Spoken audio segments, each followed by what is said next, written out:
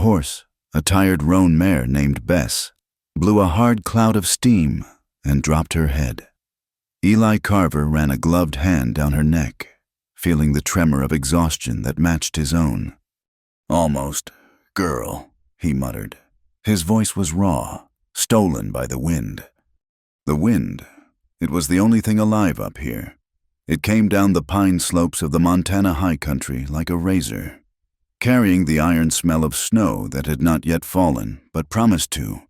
It was late October, 1883, and the sky was a bruised, heavy slate. The sun had given up an hour ago, leaving a weak, purple stain in the west. Eli pulled his collar tighter. The wool was stiff, smelling of wood smoke and old sweat. He was a man made of hard lines and old scars. The range war down in Wyoming had taken his youth, and the years since had taken everything else.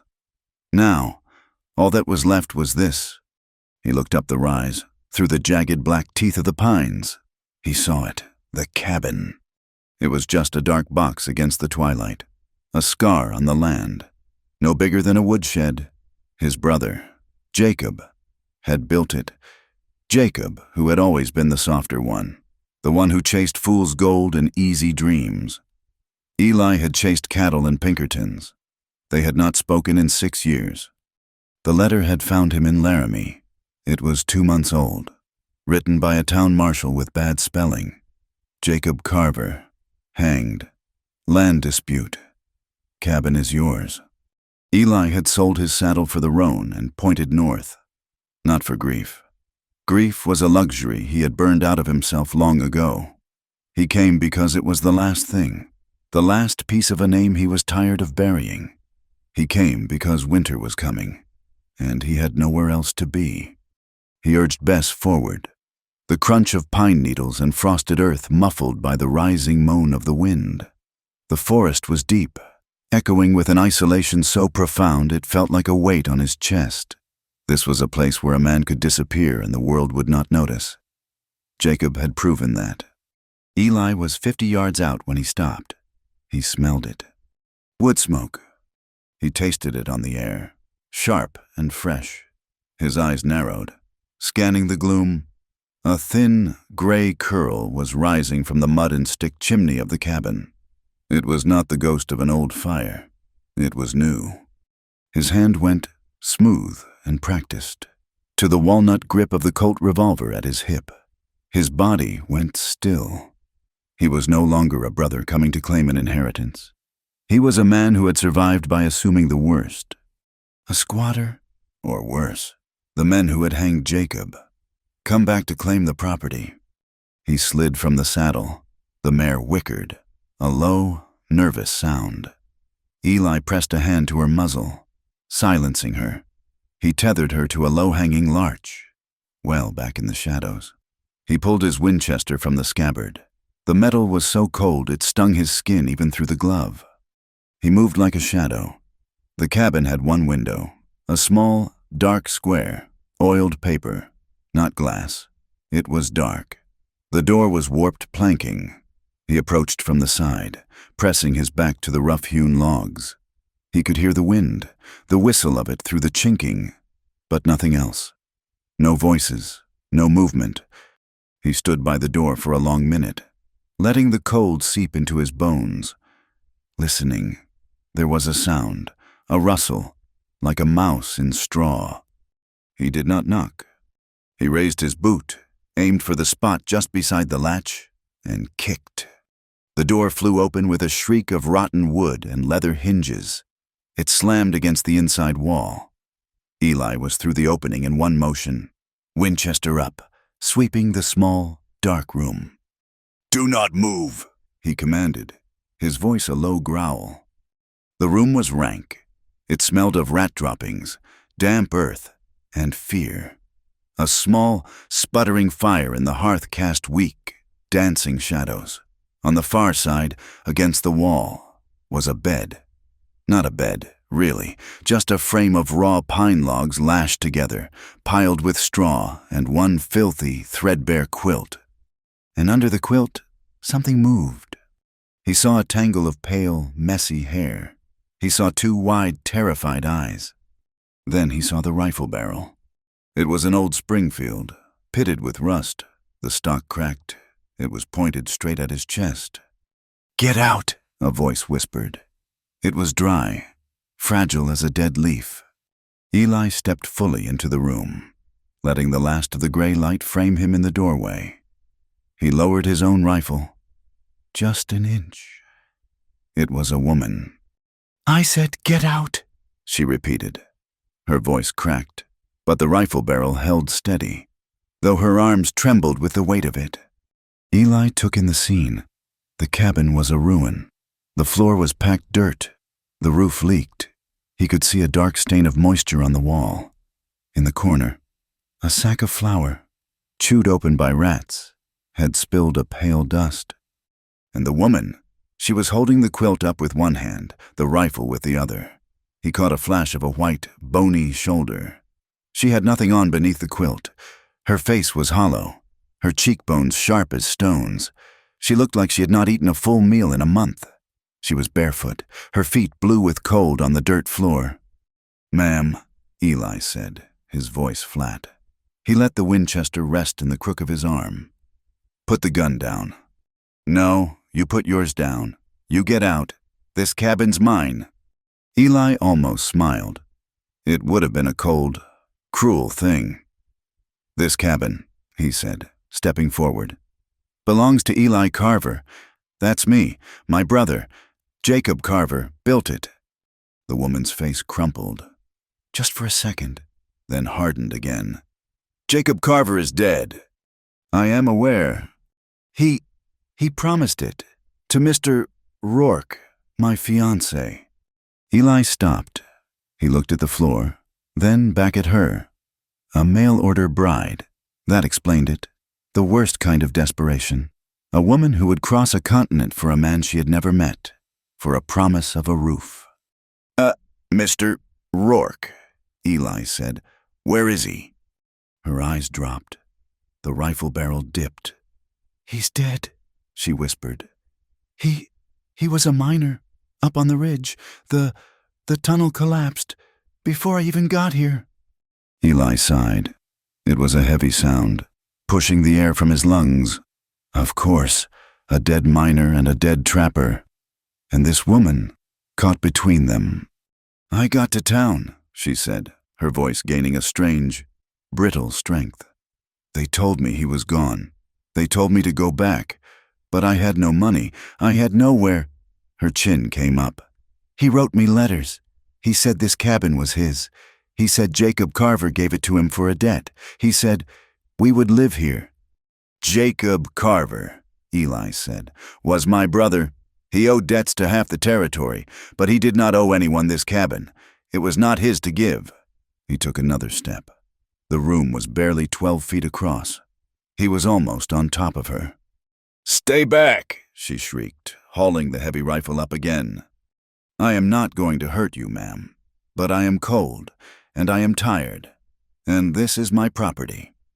Now, put the gun down." "No!" She was stubborn. He gave her that, and starving, and probably half mad with hunger and isolation. "I have been here for 3 weeks. I fixed the chimney. I patched the roof. This cabin is mine now." Eli looked at the chimney, which was still belching smoke into the room. He looked at the dark, wet stain on the wall. He looked at her, a pale wraith clutching a quilt and a gun. "You've done a poor job of it," he said. Her face flushed, a splotchy, angry red. "You have no right." "I have a right. I have the law." He did not. He had a letter, but she did not need to know that. He wanted her gone. He wanted the stove, the bed, and the silence. He wanted to grieve, or whatever this cold thing inside him was, and he did not want to do it with a starving woman in the room. "You cannot just throw me out," she said, her voice dropping again, the fight draining out of her. It is almost dark. The snow." "That is not my concern." But it was. He looked past her, through the ruined doorway he had made, into the swirling gray dark. The first flakes were starting to drift down. Big, wet, heavy flakes. The wind was a howl now. He knew this country. He knew what a night like this could do to a body, even a healthy one. She was gaunt, frail. She would be dead by morning. A frozen bundle of bones in a threadbare dress, assuming she even had one. He cursed, not at her, at Jacob, at the world, at the terrible, unyielding fact of his own humanity, the small, stubborn piece of it that had not yet died. He could not send her out. He let the stock of his Winchester hit the dirt floor with a thud. "What is your name?" She hesitated. Her eyes were full of suspicion. Clara Rourke." "Miss Rourke," he nodded, sharp. "I am not putting you out. Not tonight." The relief that washed over her face was so absolute, it was painful to watch. The rifle sagged in her grip.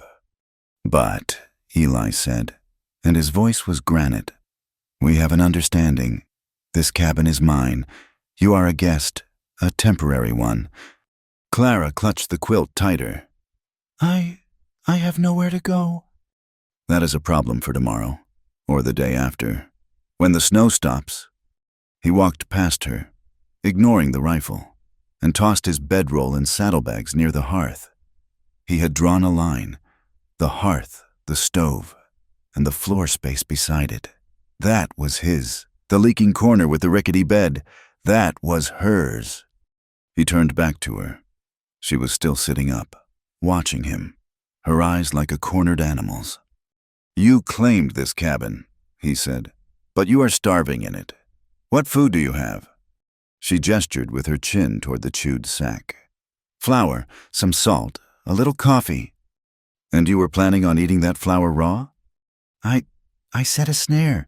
I was waiting." Eli looked at her arms, thin as sticks. "You do not look like you could dress a rabbit, even if you caught one." He unslung the canvas sack from his own shoulder. He pulled out a brace of rabbits, already frozen stiff, and a slab of salt pork wrapped in oilcloth. He tossed the pork onto the small, crude table. "Get dressed, ma'am. You can cook, or you can watch me do it, but I am eating, and I am not sharing this room with a naked woman." He did not mean it as a kindness, but the word naked hung in the air. He saw her flush again. He turned his back to her, a deliberate, dismissive gesture. He knelt at the hearth, poking at the weak fire, adding the kindling he had gathered on the ride up. He would not look at her. He would not acknowledge the vulnerability. He was offering shelter, not comfort. He heard a desperate rustling behind him, the scrape of cloth, the sound of her teeth chattering. He did not turn. When he finally did, she was huddled by the table, trying to saw at the salt pork with a dull skinning knife. She was wearing a dress, or what was left of one. It was gray calico, patched with so many different scraps of cloth it looked like a beggar's map. It was thin, useless against the cold that was now pouring through the broken door. "This ain't going to work," Eli growled. I am cutting it," she stammered. "Not that—" He stood up, towering over her in the small space. "This—" He gestured at the whole room, the broken door, the two of them. "We cannot live like this." "Then leave," she shot back, stubbornness flaring. "This was my place until you kicked the door in." "This was my brother's grave," Eli snapped. The words were out before he could stop them, louder than he intended. The violence in his own voice shocked him. Clara recoiled. He took a breath, the cold air stinging his lungs. This is my property. You are here on my sufferance." "And you are a brute," she whispered. But there was no heat in it, only exhaustion. "I am alive, Miss Rourke. That is all I am claiming to be." He took the knife from her. He went to the door, pulled the broken planks back into the frame, and used the knife to wedge the latch shut. It would not hold against a push, but it would stop the wind. He skinned one of the rabbits with deft, angry motions. He cut the salt pork. He found a rusty pot, scrubbed it with a handful of snow, and set it over the fire. He added water from a bucket that was half frozen. They did not speak while it cooked. The only sounds were the bubble of the pot, the howl of the wind, and the scrape of the rat that was still, incredibly, trying to get at the flour sack. When the stew was done, it was thin and gray, but it smelled of meat. He poured some into a tin cup and handed it to her. She took it with both hands, shaking so hard she nearly spilled it. She drank it, scalding hot, gulping it down like an animal. He refilled his own cup and sat on his bedroll by the stove. He ate slowly. She finished first. She sat on the edge of the bed, the empty cup in her lap, hugging the quilt around her shoulders over her dress. She was still watching him. "Why did you come here?" she asked, her voice small. Eli stared into the fire. "To get out of the wind." "No? Why here?" He did not answer. He thought of Jacob's laugh. He thought of the letter from the marshal. He thought of the noose. "You claim this cabin," he said, changing the subject. "You claim it is yours, but you were dying in it. You would have been dead in a week, maybe less." "I would have managed," she said, but the lie was plain. "No," Eli said. "You would not have—" He finished his stew and set the cup down. "This is the agreement. You keep to your side." He pointed to the bed. "I keep to mine. You will help with the chores. You will patch my clothes. I will hunt. We will not talk, unless it is necessary. When the spring thaw comes, you will leave." "And if I do not agree?" Eli looked at her. He let the silence stretch. He did not have to say it. She could see the wilderness through the cracks in the walls. "I agree," she whispered. "Good." He unrolled his bedding by the stove. It was the warmest place, but it was still bitterly cold. He took off his hat and his gun belt. Placing the Colt right beside his head, he kept his boots on. He lay down, pulling his blanket up, and turned his back to her. The fire sputtered. The wind screamed. The cabin groaned like a ship in a storm. Eli Carver stared at the rough log wall, feeling the knots in the wood. He was tired in his bones. He wanted sleep. He wanted the silence he had come for. He closed his eyes. He heard her lie down, the rustle of straw. For an hour, there was only the wind. He drifted, balanced on the edge of sleep. Then he heard it. It was a small sound, a catch in her throat. She was trying to hide it, muffling it in the straw or the quilt. She was sobbing. It was not a loud, dramatic grief. It was a thin, hopeless animal sound. The sound of the end of the rope. The sound of a person who had nothing left, not even pride. Eli clenched his jaw. He hated the sound. It was weak. It was a noise that got under his skin, a reminder of all the tears he had refused to shed. He wanted to tell her to be quiet. He wanted to get up and shake her. He did nothing. He lay there, rigid, gripping the edge of his blanket. The sobbing went on, a terrible, quiet rhythm against the violence of the storm. Eli Carver did not sleep. He just waited, trapped in the dark, listening to the sound of the woman who was claiming his brother's cabin, one broken breath at a time. The days that followed were a silent, brutal arithmetic of survival. They fell into a rhythm that was not a partnership, but a simple sharing of a cage. The world outside the cabin ceased to exist. It was buried. The snow came down not in flakes, but in a solid, suffocating curtain. It piled against the walls, blocking the lower half of the new canvas window, plunging the one-room hut into a perpetual twilight. The wind never stopped. It was a living thing, a predator that clawed at the new roof shingles and whistled a low, maddening tune through the chinking. Eli was a creature of grim purpose. He would rise in the dark, his breath a white cloud in the frigid air, and pull on his boots. He would check his snares, often finding nothing but a drift of fresh snow. He would hunt, disappearing for hours, a tall, dark shape against the blinding white, and usually return with nothing. The deer had moved to lower ground, The rabbits were burrowed deep. He spent most of his time with Jacob's dull axe, fighting the snow to get at fallen timber, splitting wood until his shoulders ached. The stove was a hungry god that demanded constant sacrifice. Clara lived on her side of the line. She was a ghost. She made herself small, wrapping the threadbare quilt around her shoulders, her knees drawn to her chest on the straw tick. The cold was a physical pain, a set of iron teeth clamped deep in her bones. They did not speak. There was nothing to say. Good morning was a lie. It is cold was a useless fact. The cabin itself was failing. Eli's patch on the roof held, but a new leak had sprung near the chimney. A steady drip, drip, drip of icy water spattered onto the dirt floor. Clara put a tin cup under it. The sound was the room's only clock. And there were the rats. They had finished her small, spoiled cache of flour and had now turned their attention to his. Eli had moved his saddlebags, hanging them from a roof beam. But the rats were bold, skittering across the floor in the dim light, their small, dark eyes glinting. They were starving, too. For 3 days, Clara ate nothing. Her pride was a thin, brittle thing, but it was all she had left. She had agreed to his terms. He hunted, she did chores, but there were no chores to do. The floor was dirt, the pot was clean. She would not beg.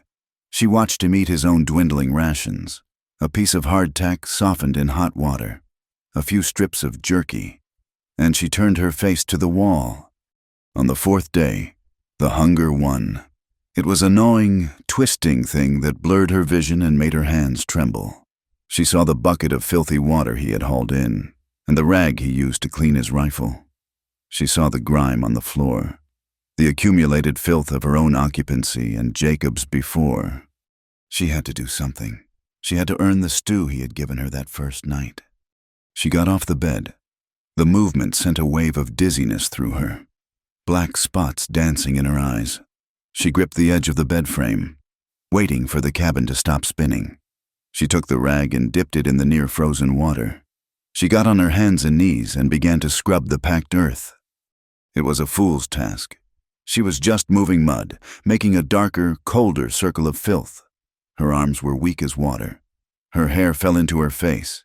She was scrubbing at a spot near the stove, on his side of the line, when the world tilted. The black spots swarmed, connected, and became a heavy, final darkness. She did not fall. She crumpled, a slow-motion collapse, her cheek hitting the cold, wet dirt. Eli came in 10 minutes later, stamping snow from his boots.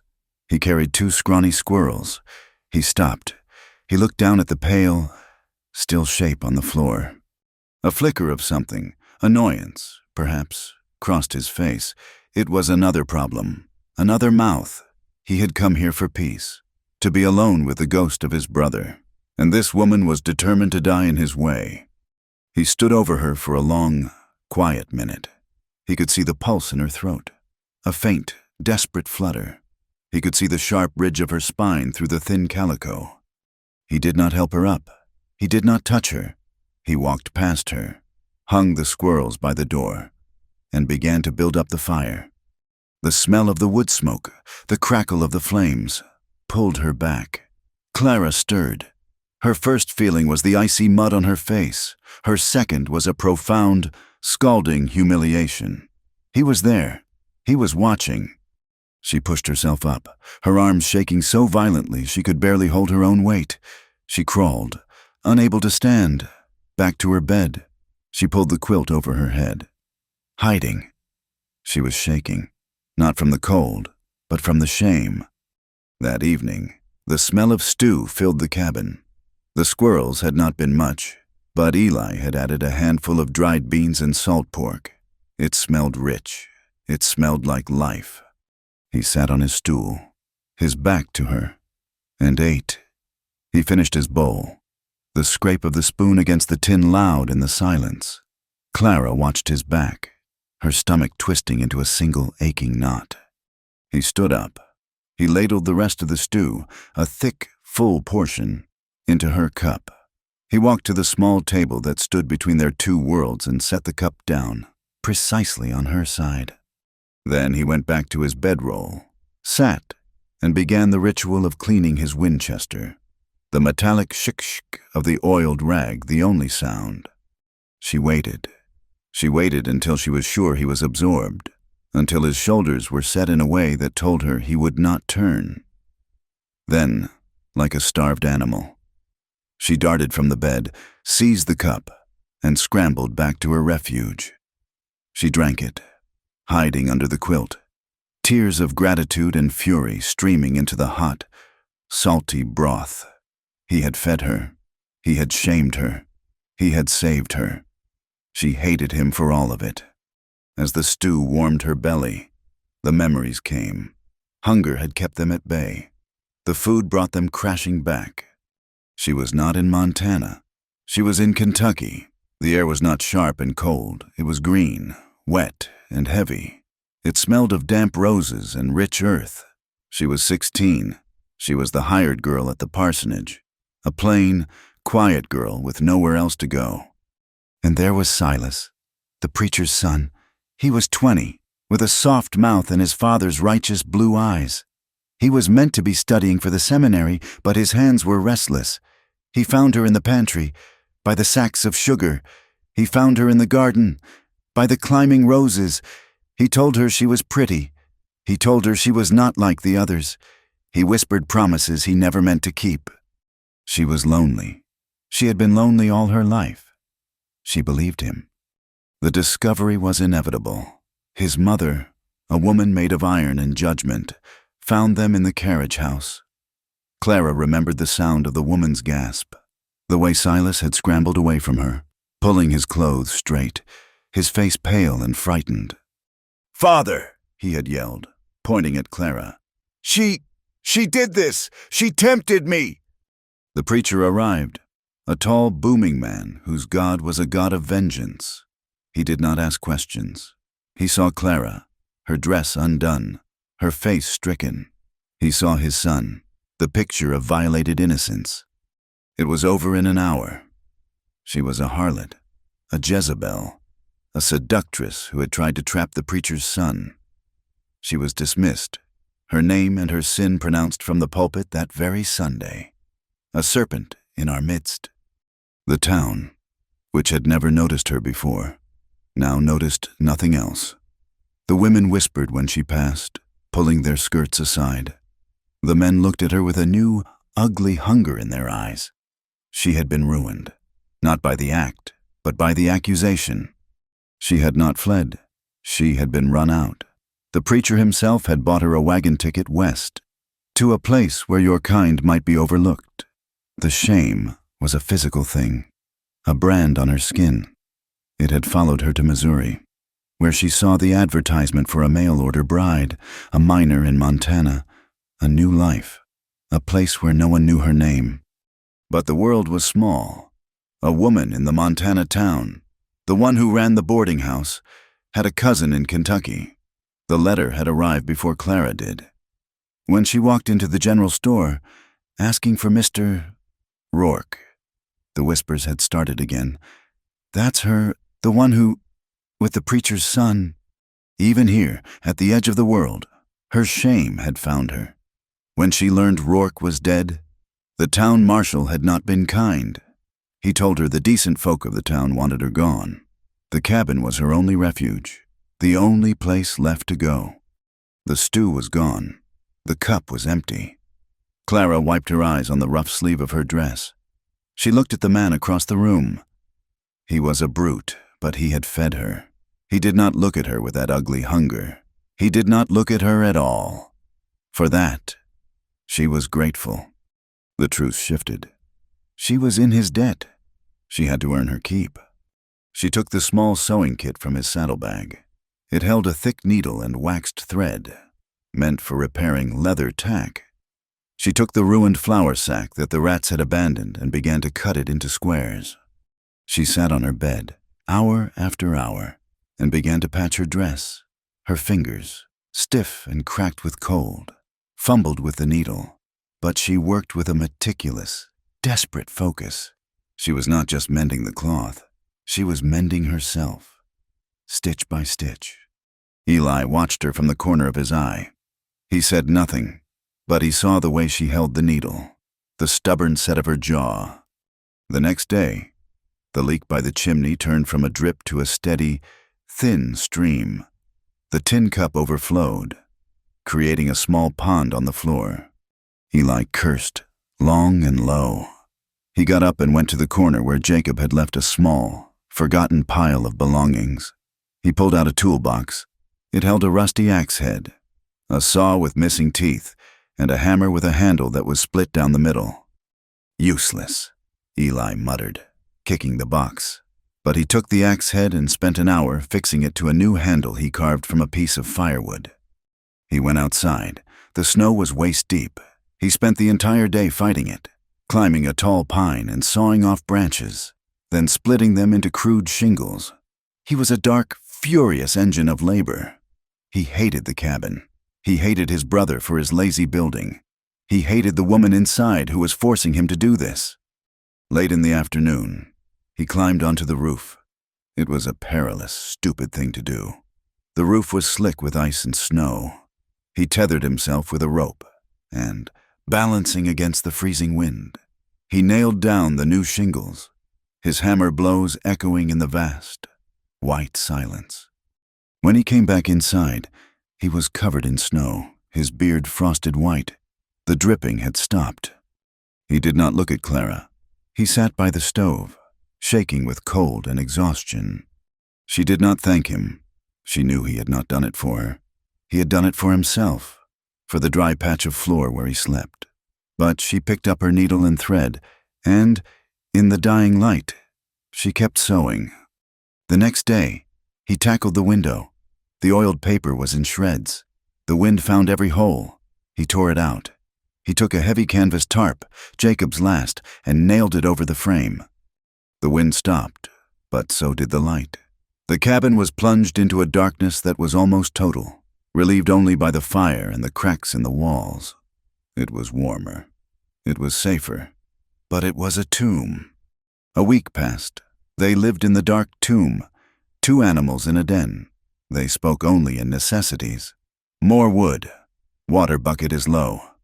Then the new storm came. It was not a snowstorm.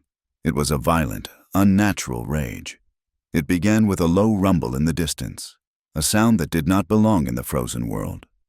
"Thunder," Eli said, looking up from the snare he was mending. Clara's head snapped up. She went pale. "No, it cannot be." But it was. The rumbles grew. The wind rose to a shriek, and then the lightning. A brilliant, blue-white flash illuminated the canvas window, printing its shadow on the wall, followed an instant later by a crack so loud it sounded as if the mountains were splitting in 2. The cabin shook. A nearby tree, struck by the bolt, shattered with the sound of a cannon shot. Eli was on his feet, hand on his Colt, his eyes scanning the dark. From the bed, there was a sound. It was not a whimper. It was a raw, lung-bursting scream of pure terror. "No, get off me! Please, God, no, stop!" Eli was across the room in 2 strides, his heart pounding. He thought the rancher who'd hanged Jacob had come. He thought they were being attacked. He reached the bed. She was not being attacked. She was alone, thrashing wildly, fighting the quilt as if it were a living man. Her eyes were wide open, staring, but seeing nothing in the room. "Get away! Do not touch me! No!" she sobbed. "Ma'am!" Eli's voice was a bark. "Rourke, wake up!" He reached out, his big hand closing on her shoulder to shake her. "No!" she shrieked, recoiling from his touch with so much force she slammed her head against the log wall. The dull, solid thud of her skull hitting the wood broke the spell. Her eyes cleared. She gasped, focusing on the large, dark shape looming over her. She saw him. She saw the cabin. She whimpered, pulling the quilt up to her chin, her whole body shaking. "Who? What?" she panted, still lost. "It's Carver," he said, His voice was rough, but he kept it low. "You were dreaming, screaming." The reality settled on her like a shroud. The shame was immediate, a hot flush on her cold skin. "The storm," she lied, her voice trembling. "The lightning, it startled me." "You were not screaming about lightning," Eli said. His voice was flat, cutting through the lie. "You were telling someone to get off of you." Clara turned her face away, pressing it into the damp straw of the mattress. "It is none of your business." "It is my business when it sounds like murder." He stood there, a heavy, awkward silence between them. He should go back to his bedroll. She was awake.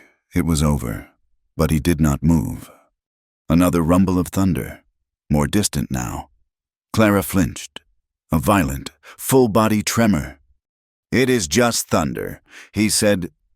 "I know what it is," she whispered, her voice muffled by the quilt.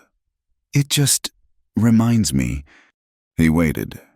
The silence in the cabin was deeper than the storm. "Reminds you of what?" he asked. His voice was softer than he intended. She was quiet for so long he thought she'd gone back to sleep, or was refusing to answer. When she finally spoke, her voice was hollow, dead. "The men in Kentucky, after they said I ruined the preacher's son." Eli went still. He told them, his father, he said a woman like me, a harlot, needed a mark, so that decent folk would know what I was, so I could not tempt another. She was not crying, she was just speaking, reciting a cold, hard fact. "They held me down," she whispered. The words were like chips of stone. "4 of them, from the church, the preacher's wife. She watched, she held the lantern. She told me to pray for my wicked soul. She said it was God's justice." Clara's hand moved, sliding under the quilt to rest on her own left shoulder. "It was storming, like this. I remember the rain on the window. They took a piece of wire from the fire. They marked me like livestock." Eli stared into the dark. He did not need to see the scar. He could feel it, a burning in the cold room. He had seen men branded, rustlers, deserters. He had seen the self-righteousness of men delivering justice. He had seen it on his brother's porch, the rope still swaying. "I have the dreams," she said, her voice small. "When a storm comes, it always comes back." Eli looked at his own hands. They were large, calloused, scarred from rope burns and frostbite. He thought about reaching out, placing a hand on her shoulder, a gesture of something, comfort, acknowledgement. He could not. The distance between them was more than the 6 feet of packed earth. It was a canyon. He did not go back to his bedroll. He turned, walked to the stove, and picked up the small, 3-legged stool he used for cooking. He brought it back. He placed it on the floor near her bed. He was careful to keep it on his side of the invisible line, but it was close. He sat down, his back to the wall. He said nothing. He did not look at her. He stared at the dark, canvas-covered window, listening to the storm die. Clara turned her head, just enough to see him. He was a silhouette against the faint orange glow from the stove's grate, a big, quiet, unmoving shape. He was not a threat. He was just there. She pulled the quilt tighter, her breathing still ragged, a series of hitched, painful gasps. He sat. He did not move. He did not sleep. He sat as the thunder rumbled away south, as the wind eased its scream to a low moan. He sat as the first gray, snow-heavy light of dawn began to bleed through the canvas. He sat until her breathing, which had been so full of terror, finally slowed, deepened, and fell into the even quiet rhythm of a true, dreamless sleep. Only then did Eli Carver stand, his joints cracking in the cold. He looked down at her one last time, her face pale and slack in the dim light. Then he turned and went to make the coffee. The morning after the storm was unnaturally quiet. The world was muffled in a new, deep layer of snow. Inside the cabin, the air was stale with the ghosts of the night, the smell of fear and the bitter, metallic tang of old confessions. Clara awoke slowly, her body stiff with cold, her head aching. She had a confused memory of screaming, of fighting the blankets, of him. She opened her eyes. He was not on his stool. She bolted upright, her heart seizing. The cabin was empty. The door was shut. His bedroll was gone. His rifle was gone. He had left. He had heard her story, the ugly, shameful truth of her. And he had left. She was alone again, truly alone, with the snow and the rats and the memory of that lightning. A new, colder despair than any she had yet known washed over her. Then the door opened. Eli Carver ducked inside, shaking a heavy load of snow from his hat. He was carrying a full bucket of water in one hand and his rifle in the other. He did not look at her. He just moved to the stove, put the water on to heat, and began to shave tinder from a dry log. He had not left. He had been working. Clara pulled the quilt around her, her shame as sharp as the cold. He had sat watch over her. He had listened to her terror. And now he was making coffee. The simple domestic act felt like a judgment. I am sorry, she whispered to his back. For the screaming. Eli grunted. He fed the tinder to the coals. The storm was loud. It was a dismissal, an offer of an excuse. It was not the storm, she said, her voice stronger. She had to. The secret was out, raw and festering in the small room. She could not pretend it was not. He stopped, his hand halfway to the kindling box. He did not turn. You said they marked you, she continued, her voice trembling. For justice. Eli's back went rigid. He stayed that way for a long time, so long that Clara thought he would not answer.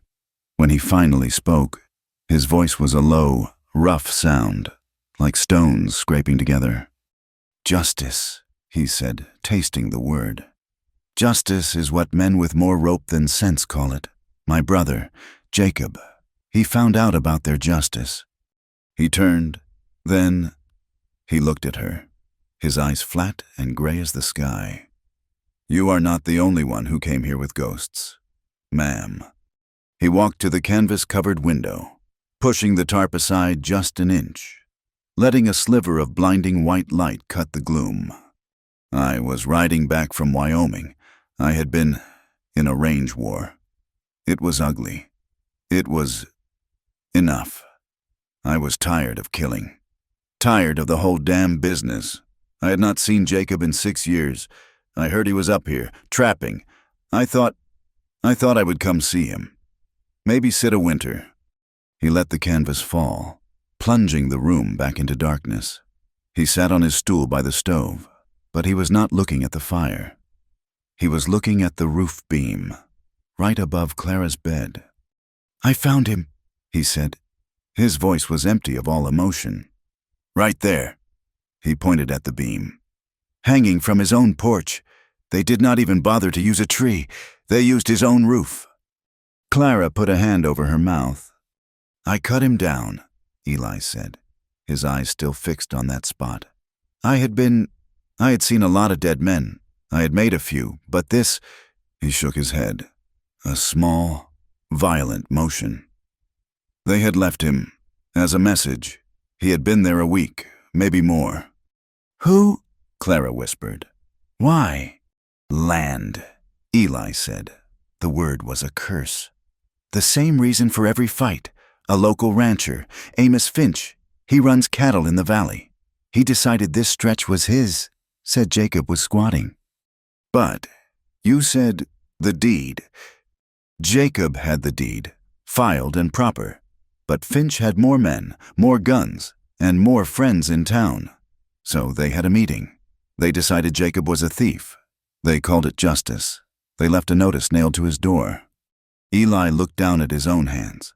I buried him, up on the ridge, under the pines. Then I rode to town. I asked the marshal. He told me it was a closed matter. He told me to keep riding, unless I wanted to end up just as closed. He was quiet. The only sound was the bubble of the water as it began to heat. I did not keep riding, he said. I came back here. I thought I would. Wait out the winter, fix the place, show them. But I could not stay.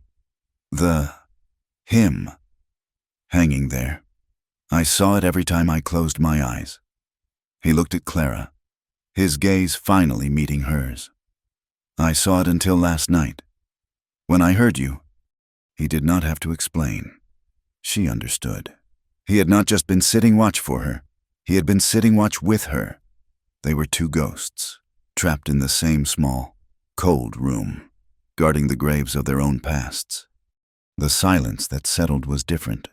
The invisible line was still there, but it was no longer a border. It was a shared scar. Several days passed.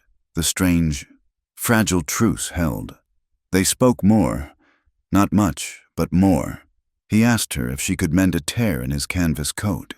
She asked him if he had any more shot for the rabbits. The words were simple, but they were bridges. The cold deepened. The food ran low. The jerky was gone.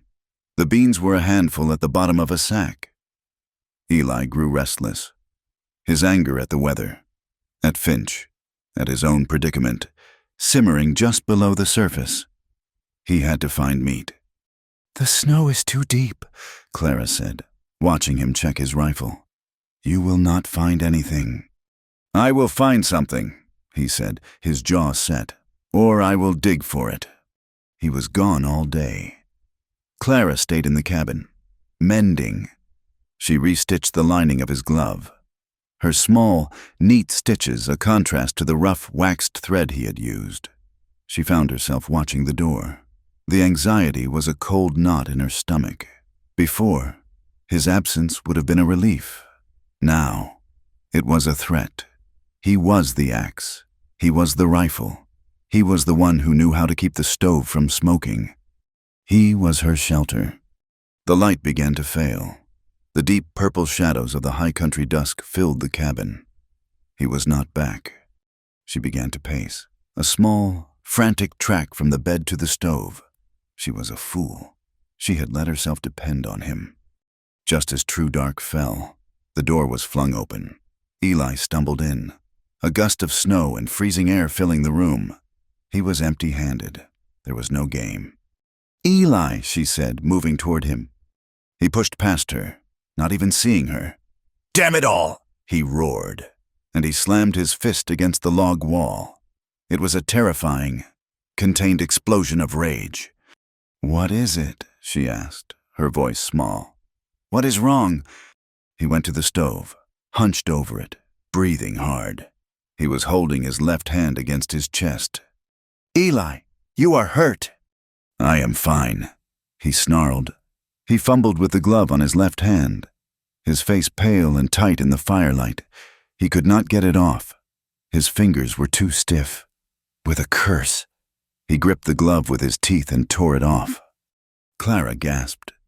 The tips of his first two fingers, the index and the middle, were not red. They were a pale, waxy, terrifying white. "Frostbite," he muttered, disgust in his voice. "Like a greenhorn. I felt in a drift, lost the glove. Took me 10 minutes to find it." He looked around, wild-eyed, and grabbed the bucket of snow she kept for water. He plunged his hand in. "No!" Clara's voice was sharp, a command. He froze, looking at her in surprise. "Not snow," she said, her voice shaking but firm. "You will lose them. You will get gangrene. My father, I saw it. You need water, lukewarm, now." He stared at her, this wisp of a woman, giving him orders, but he saw the certainty in her eyes. He knew she was right. She was already moving. She grabbed the pot, dumped half the snow, and put it on the stove, pushing it into the hottest part of the fire. "Get the other bucket," she commanded. "The one with the ice. Break it." He obeyed. He grabbed the axe, smashed the ice in the water bucket, and poured the frigid water into the pot of melting snow. Clara, her own hands raw, dipped her fingers in. "More cold," she said. He added more. She tested it again. "Stop, that is it." She brought the pot and set it on the floor in front of him. "Put your hand in, slowly." He hesitated. This was an intimacy, a surrender. He was the one who fixed things. He was the one who was strong. "Eli," she said, her voice soft but insistent. "Please." He slowly, grimly, lowered his white fingers into the gray, lukewarm water. The pain, when it came, was immediate and astonishing. It was not a burning. It was a deep, electric, agonizing ache, as if his bones were being crushed. He hissed, pulling his hand back. "No, you must," she said. She knelt in front of him. She took his wrist. He flinched. It was not from the pain. Her hand was small, surprisingly warm, and firm on his skin. He recoiled from the touch itself. It was the first contact he had felt from her, from anyone. That was not violence or duty. It was care. Clara stopped, her hand hovering. "Did I hurt you?" "No," he said, his voice a rasp. He would not look at her. He stared at the pot. "It is the water." She knew he was lying. She saw the fear in his eyes, the same fear she felt when the thunder cracked. It was a fear of being touched, a fear of being known. Very gently, so lightly he almost could not feel it, she put her hand on his forearm, well above the water. "Keep it in," she whispered. "I am here." She stayed there, kneeling on the cold dirt floor, while he soaked his hand. She did not speak. She just kept her small hand on his arm, a steady, warm pressure. He watched, mesmerized, as the dead white of his fingers slowly, agonizingly, turned a mottled red, then a deep, angry purple. The pain was immense, but the strange, quiet pressure of her hand on his arm was louder. The boundaries were gone. They had been washed away in lukewarm water and shared pain. The days that followed, the cabin was smaller. The invisible line was a joke. He woke one morning, the light still gray, and saw her dressing. She was standing by the stove, her back to him, pulling her patched dress over her head. He saw the line of her spine, the pale shadow of her shoulder blade, and, for a second, the angry, puckered scar of the brand. He saw the curve of her waist. He felt a sudden, sharp jolt of something, not just pity, hunger.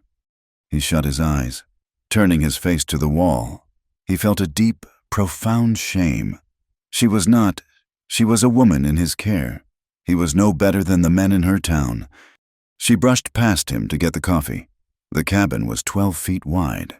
There was no way to move without touching. Her arm grazed his chest. "Excuse me," she murmured. He grunted, not moving. He could smell her. She smelled of wood smoke and soap, the harsh lye soap she had made, and something else, something just female. It was maddening. He noticed everything. He noticed the way she now combed her hair, tying it back with a strip of leather. He noticed the way she bit her lip when she was concentrating on her sewing. He noticed the swell of her breast under the thin calico as she bent to the fire. He kept his back to her. He chopped wood with a fury, trying to sweat the thoughts out of him. He pretended not to notice. And he knew, with a grim certainty, that she pretended not to notice him. The rickety pine bed had been bothering him. One of the posts was loose, a casualty of his first night, and it squeaked and groaned every time she moved. It was a constant reminder of her presence.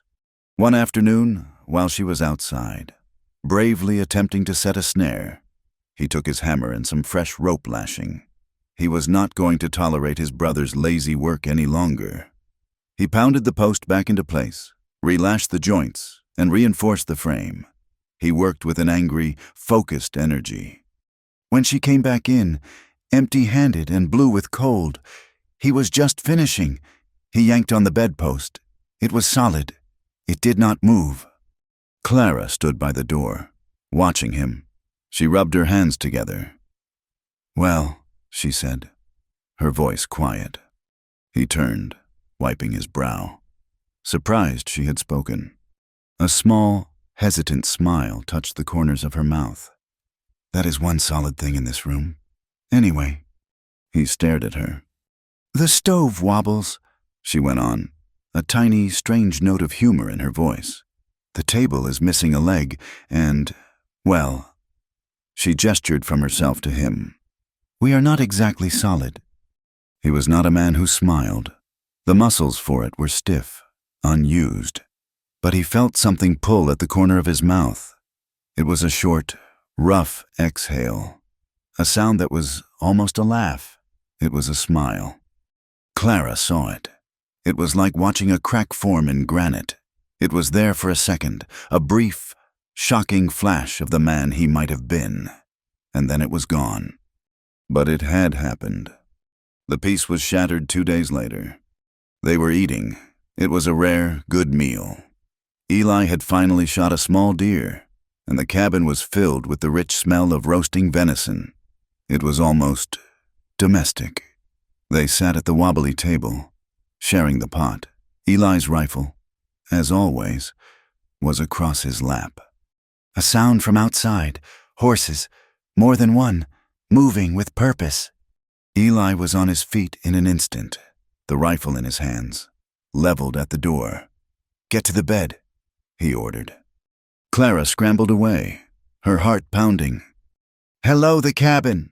The voice was loud, arrogant, and chillingly familiar. Eli pulled the door open just enough to see. Clara peeked from behind the bed frame. It was Amos Finch. He was on a big black horse, flanked by 2 other men. His face, visible even from the cabin, was still bruised a sick yellow and purple. "Carver!" Finch boomed. He saw the rifle. "Not very neighborly. I come visiting, and you point a gun at me." "You are not my neighbor." "Finch," Eli said. His voice was flat. "And you are not welcome. I told you what would happen if you came back." Finch laughed. A short, ugly bark. "I ain't on your land. Not yet. I just came to see how you were. Settling in. Heard you had a hard winter."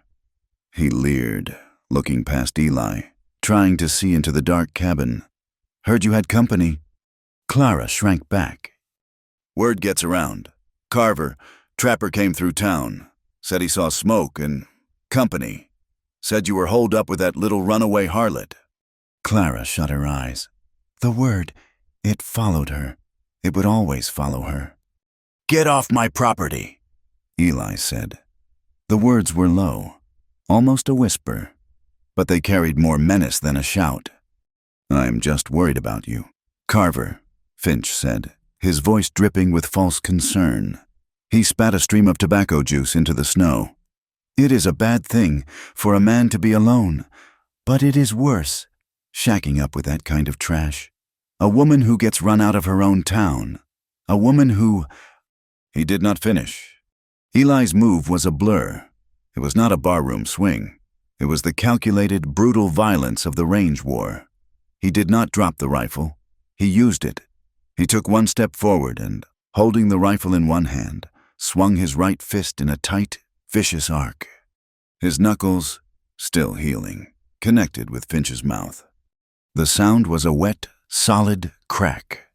Finch was knocked clean out of the saddle, a spray of blood and broken teeth exploding from his mouth. He hit the snow and did not move. His 2 men, stunned, reached for their guns. The click-clack of Eli chambering around on the Winchester froze them. "Touch it," Eli invited, the rifle leveled at the nearest man's chest. "Please." The men raised their hands. Eli looked down at Finch, who was groaning, spitting blood into the white snow. "I am not my brother," Eli said, his voice shaking with a rage so cold it burned. "I told you, I am not a farmer. I am not a trapper. You come here again. I will not use my fist. I will plant you on this hill next to him." He kicked Finch's rifle, which had fallen from its scabbard. deep into a snowdrift. "Get him and get out!" The men scrambled from their horses, hauled their groaning boss up, and dumped him back onto his saddle. One of them glared at Eli with pure hatred. "You will pay for this, Carver."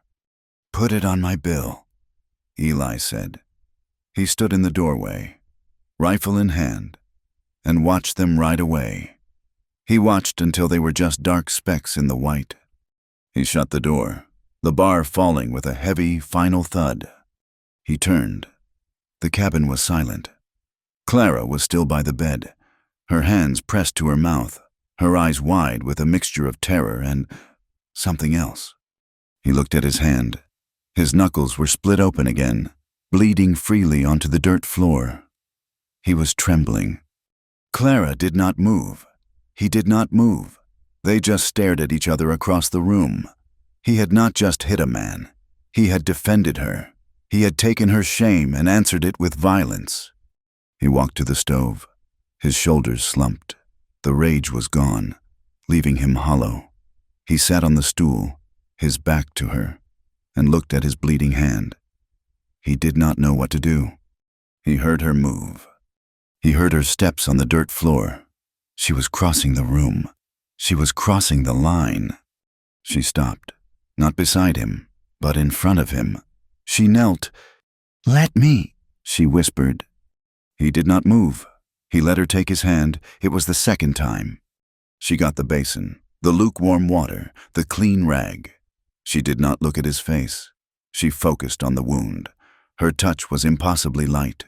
She cleaned the blood, the mix of his and Finch's. He was watching her.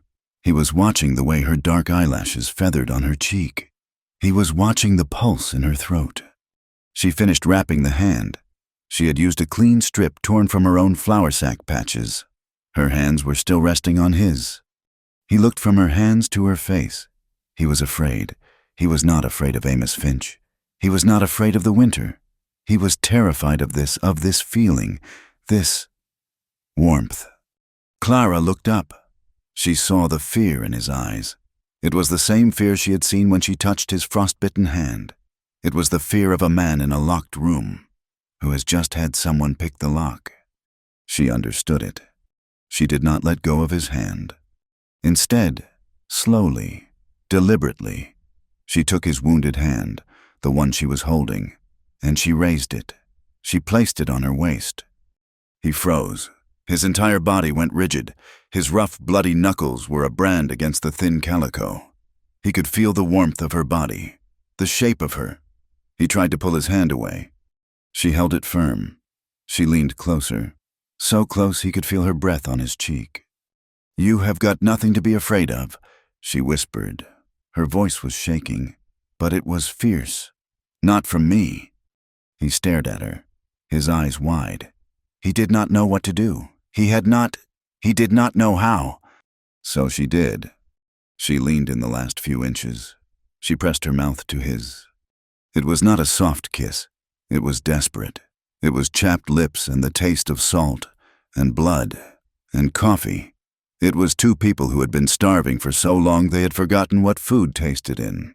It was a question and an answer all at once. Eli was stone. He was frozen. He trembled, a violent full-body tremor. And then his other hand, his good hand, came up. It was slow, hesitant. He did not grab her. He did not pull her. He rested it on the back of her neck, his fingers tangling in the soft, messy hair at her nape. He kissed her back. It was awkward. It was hesitant. It was a man remembering a language he had not spoken in a decade. Then the hunger took over. Not the hunger for food, the hunger for life, for warmth, for another human soul in the unending, hostile cold. He kissed her deeply, pulling her closer. A drowning man taking his first breath. The room, the cold, the dead brother, and the men who were coming. It all dissolved, leaving only this. The morning after the kiss was a new kind of cold. The air in the cabin was thick with unspoken things. They had crossed a line, a desperate, clumsy stumble, and now neither knew where to stand. Eli rose before her. his guilt a sour taste in his mouth. He had been a brute. He had taken advantage of her gratitude, of the violence of the moment. He pulled on his boots, grabbed his rifle, and fled the cabin without a word, not even stopping to make coffee. He needed the cold. He needed the sharp, clean bite of the air to clear his head. He went to check his traps. The silence of the woods was wrong. He found the first snare. It was gone. The sapling he had bent for it was snapped in two, the wire missing.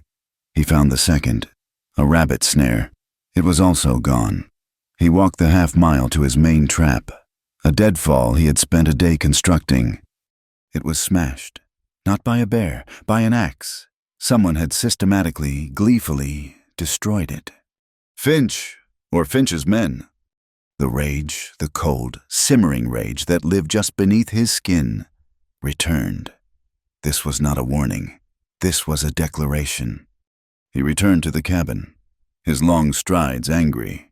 He saw the wisp of smoke from the chimney. She was awake. He did not know what he would say to her. He was 20 yards from the door when he heard a sound from inside, a sharp thwack, followed by Clara's terrified scream. He ran, bursting through the door, his rifle up. She was huddled against the far wall, her hands over her head. The cabin was filled with a spray of ice and snow. In the middle of the floor lay a rock, the size of a man's fist. He looked at the window. The canvas tarp he had nailed up was torn, a jagged hole ripped in the center. They were right outside. Clara panted, her eyes wide with the same terror he had seen during the thunderstorm. I heard them laugh. Eli moved to the window, peering through the hole. He saw nothing, just tracks in the snow, leading away. 2, maybe 3 men, they were gone. They had struck and run, like cowards. He will not stop, Clara whispered, her voice breaking. Finch, he will not stop. She was shaking, her whole body trembling. We have to go, Eli, we have to leave. This is what they do. They will not stop until... No, his voice was flat. You do not understand, she cried, desperation making her voice high. They will come back. They will burn us out. They will do what they did in Kentucky. We have to run. I said no. He turned to her, his face a granite mask. I am done running. I ran from Wyoming. I ran from this cabin when I buried Jacob. I am not running again. But they will kill us. Let them try, he said. He walked to the wall where Jacob's useless tools hung. He found a few loose planks. He grabbed his hammer. They want to fight. I will give them one. He did not just fix the window. He boarded it up. He took the warped planks from an old crate and nailed them over the canvas, pounding the nails with a grim, rhythmic finality. Each hammer blow was a punctuation mark. We are not leaving. When he was done, the last sliver of natural light was gone. The cabin was a fortress. It was a tomb. He lit the lantern, the small, oily flame casting huge, dancing shadows. He looked at Clara. She was huddled on the bed, her face pale. She looked beaten. Get up, he said. She flinched. Get up, he repeated, his voice softer, but still firm. He took his Winchester and held it out to her. But first, if you are going to stay, you are going to learn. She stared at the gun as if it were a snake. I have never... I know, he said. That is why I am teaching you. They come back. I might be outside. I might be busy. You will not scream. You will not hide. You will fight. She took the rifle. The weight of it surprised her, nearly pulling her arms down. It was heavy, oiled steel and walnut, smelling of powder and cold. It is too heavy, she whispered. It is, he agreed. But it is all we have. Stand here. He moved her to the far wall, facing the door. He stood behind her. His presence was a wall of heat.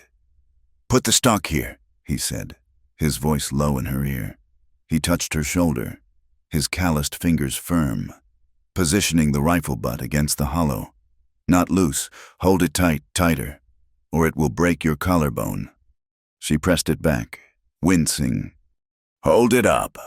He put his large hand under the forestock, lifting it, forcing her to take the weight. You do not aim. Not in here. There is no time. You point.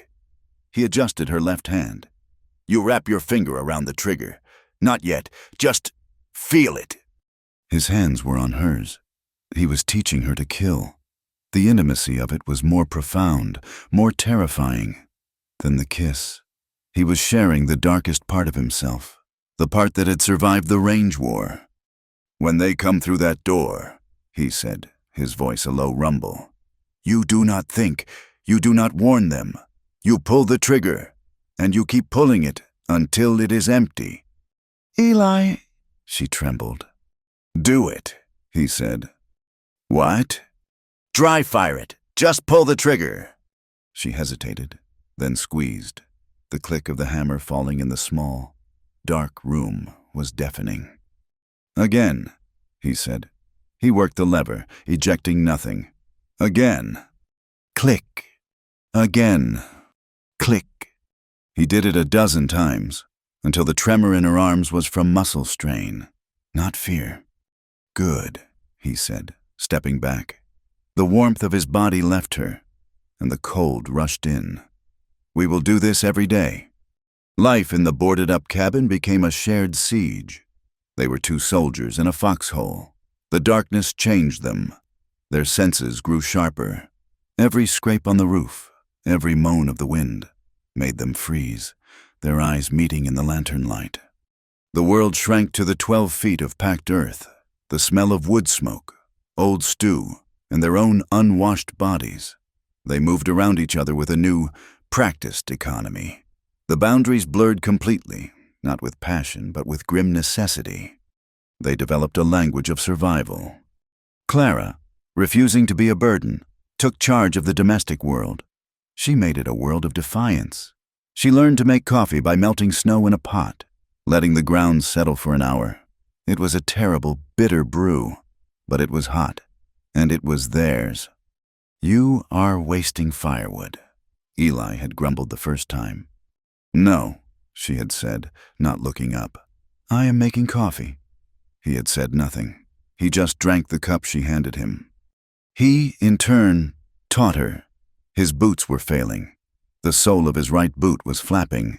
A wound from his fight with the snow. He sat by the fire, took out his leatherworking kit, the awl, the waxed thread, the needle. You can sew, he said. It was not a question. This is the same, just harder. He showed her how to punch the holes with the awl, how to follow the old stitches, how to pull the thread so tight it bit into the leather. You have to mean it, he said. She took it. Her small, frost-chapped fingers struggled with the thick needle, but she did it. She sat for hours, her head bent in the firelight, mending his boot. He watched her, the needle pulling through, a slow, patient, stubborn act. She was not just mending his boot. She was mending his ability to walk, to hunt, to stay. One morning, the fragile peace broke.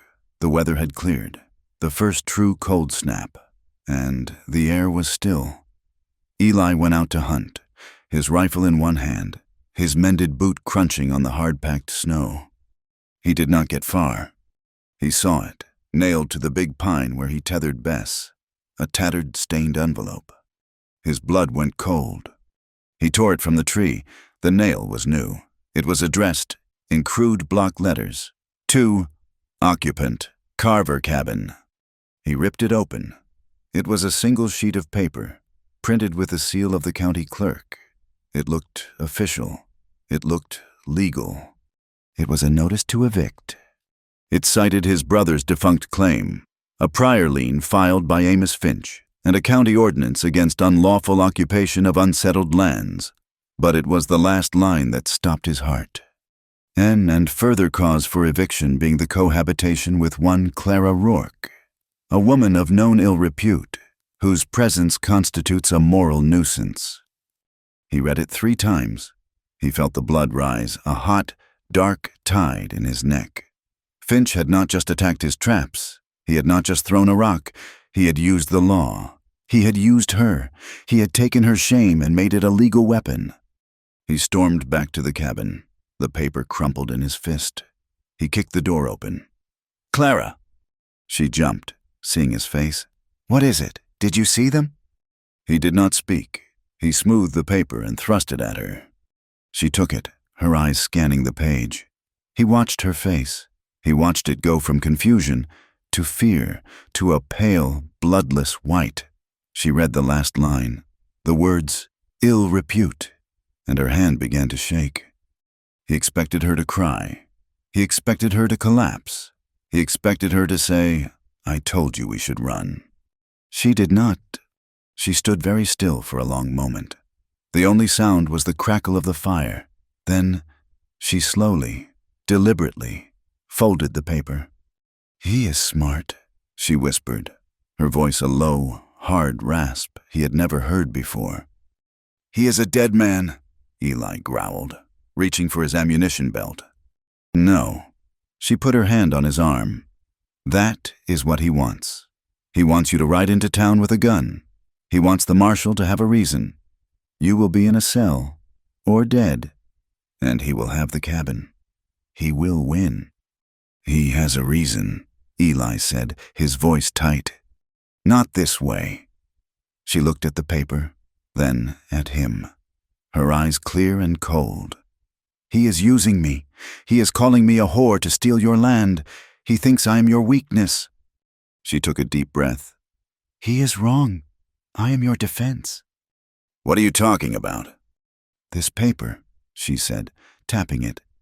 "It is for Occupant and Clara Rourke, a squatter and his woman. They have no rights." She looked him straight in the eye. "But a wife does." "Mrs. Eli Carver is not a woman of ill repute. She is a landowner. She is your partner. This paper," she crumpled it in her own fist. "This paper means nothing if I am your wife." Eli stared at her. The audacity of it, the simple, brutal, perfect logic. "Clara," he began, "you do not—" "I am not asking for a marriage," she said, stumbling over the word, a faint flush on her cheeks. "I am not a fool. I am talking about the law. I am talking about survival. Your brother's deed. Your name. My presence. We marry. We go to the county seat, not this town, but the seat. We file on the land as a family, as Mr. and Mrs. Eli Carver. We build a wall of paper so high Finch cannot climb it." She was not the starving creature he had found. She was not the weeping woman in the storm. She was a general. She was a fighter. She had taken his rifle, and now she was taking his name. He looked at her, this small, bruised woman, and he felt a surge of something. It was not pity. It was not desire. It was respect. "He will not like it," Eli said, a slow, cold smile touching his lips. "I am counting on it," she said. He nodded. "Once. Tomorrow, we ride to town." The walk to town was a march into enemy territory. They did not ride. The mare, Bess, was too weak to carry them both that far, and he would not leave her alone. They walked the miles in the snow, Eli in the lead, his rifle in the crook of his arm, Clara just behind him. They did not speak. The pact had been made. The town, when they reached it, looked like a trap, gray, smoky, huddled under the vast, cold mountains. As they walked down the main street, the few people out in the cold stopped. They stared. Doors opened. Faces appeared in windows. The whispers were immediate, a physical wave of sound. "And that is Carver, the one who—" "Look at her. That is the one. The harlot from Kentucky. Shameless, walking right down the street." Eli's hand tightened on his rifle. He did not look at them. He looked straight ahead. Clara pulled her thin shawl tighter, her head held high, her eyes fixed on Eli's back. They went to the justice of the peace. His name was Davies. He was a small man with a stained vest and cold, judgmental eyes. He was, Eli knew, a friend of Amos Finch. "Well," Davies said, not bothering to smile. "Carver, what do you want?" "A marriage," Eli said, his voice flat. Davies's eyes widened. He looked from Eli to Clara, and a slow, ugly smile spread on his face. Marriage. Well, is that so?"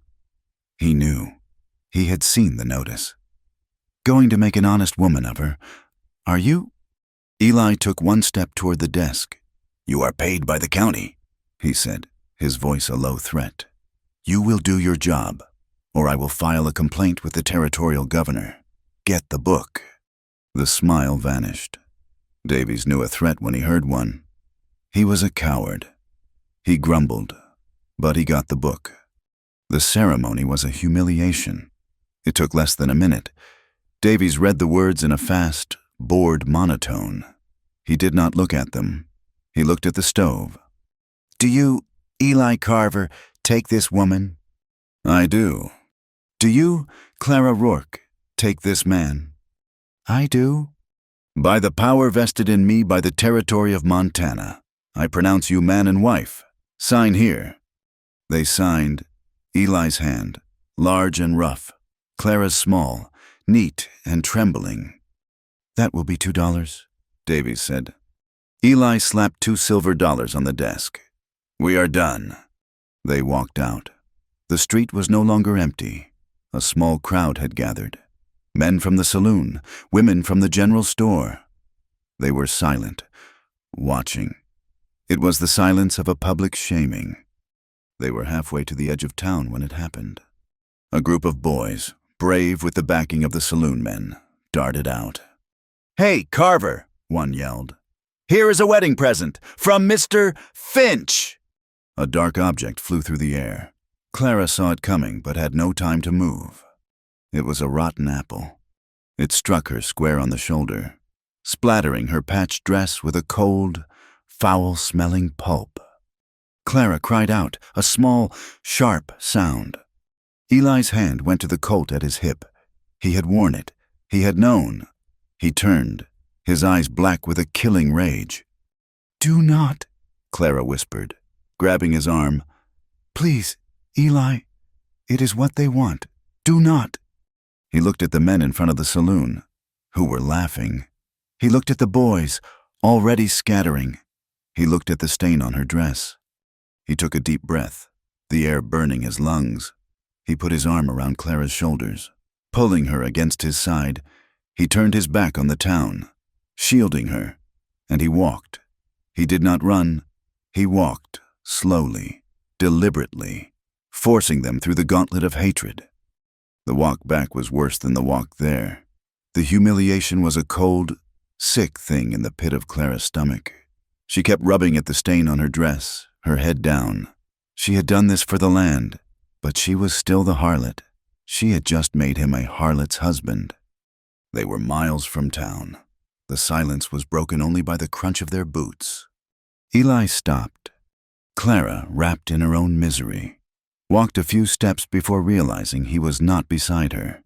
She stopped and turned. He was standing in the snow, watching her. His face was unreadable. He looked at the stain on her dress. He looked at her face, pale and streaked with tears she had refused to let fall in town. He looked at her hands, which were clenched into white-knuckled fists. He stepped toward her. She flinched, expecting... She did not know what. He did not speak. He just reached out his right hand, his scarred, wounded hand. He did not grab her arm. He did not touch her shoulder. He took her hand. He slid his rough, calloused fingers between hers, folding them into a grip that was not hard, but was unbreakable. Clara stared at their joined hands. It was the first time he had done it, the first time he had initiated any touch that was not for fighting or fixing. It was not a gesture of passion. It was an answer. It was a bond. He tugged, gently. "Come on," he said. His voice was rough. "Wife." He said the word. It hung in the cold air, heavy and strange. He did not let go. He held her hand for the rest of the walk home. They reached the cabin as dusk fell. The darkness inside felt, for the first time, like a sanctuary. He barred the door. The sound, a final thud that shut out the world. They were safe. They were married. The tension in the cabin was unbearable. It was their wedding night. A joke, a legal contract. Clara moved to the stove. Her old routine? She would make coffee. "Clara," he said. She stopped, her back to him. "Do not," he said. She turned. He was standing by the small table, his hat in his hands. He looked lost. "This is," he began. "It was for the land." "I know," she whispered. "You should. Take the bed. It is yours." "Where will you sleep?" "The floor, by the stove. It is fine." He was already moving toward his bedroll. "No." He stopped. "It is foolish," she said, her voice shaking. "To sleep on the cold floor. We are man and wife." She said the words, tasting them.